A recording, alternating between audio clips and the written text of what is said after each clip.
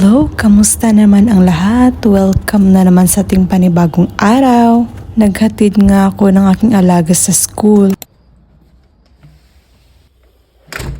Pagkabalik na namin galing sa school ay nagpainit na ako ng tubig para makapagtimpla na rin ng kape. Black coffee nga lang ako, hindi ako naglalagay ng asukal.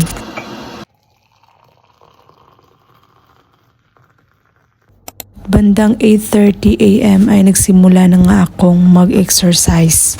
And as part sa aking routine, pagkatapos sa mag-exercise ay saka pa lang ako maglilinis ng kwarto ng mga bata.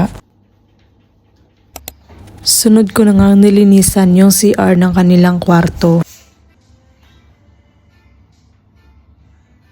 And fast forward nga around 12 noon ay sinundo ko na yung aking alaga sa school. Dito nga sa abroad, everyday talaga busy. Talagang nakakapagod. Araw-araw same routine lang naman. Pagkarating nga namin sa bahay ay kumuha na ako ng pagkain para makapag-lunch na rin kami. Buti nga dito sa bahay ng aking amo ay nakakapagluto kami ng Filipino food. Iba pa rin kasi yung Filipino food kaysa Arabic food, yung nakasanayan natin. Dahil nga masarap yung ulam natin, syempre mapapadami na naman yung ating kain. Nilagay ko nga sa vacuum sealed na bag yung ibang mga gamit ko para ilagay ko sa aking box. Sinubukan ko ngang i-vacuum ito sakaling gumana. Pero mas malaki po yung kanyang butas ng vacuum bag kaya hindi po talaga magkasya doon sa vacuum. Kaya ang siste hindi natin magamit yung vacuum bag natin.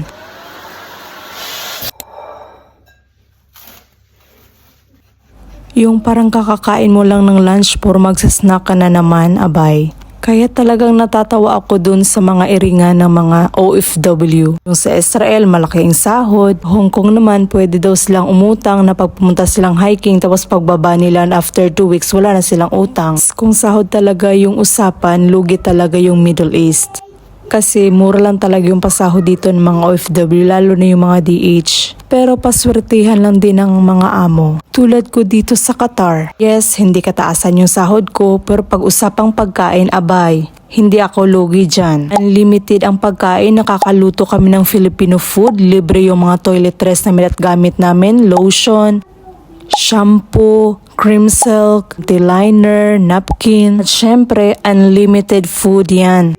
Lahat na merong pagkain dyan, lahat na pagkain sa ref ay pwede mong kainin. Hindi sila magagalit, hindi ka babawasan ng sahod, hindi ka mati-terminate. Actually, para sa akin lang wala namang dapat ipagmayabang kasi lahat tayo ay isa lang yung hangarin. Kaya pumunta tayo dito sa abroad. Ito ay yung makatulong sa pamilya natin sa Pilipinas. O siya, hanggang dito na lang ang ating kwentuhan. Maraming salamat sa inyong panonood. God bless!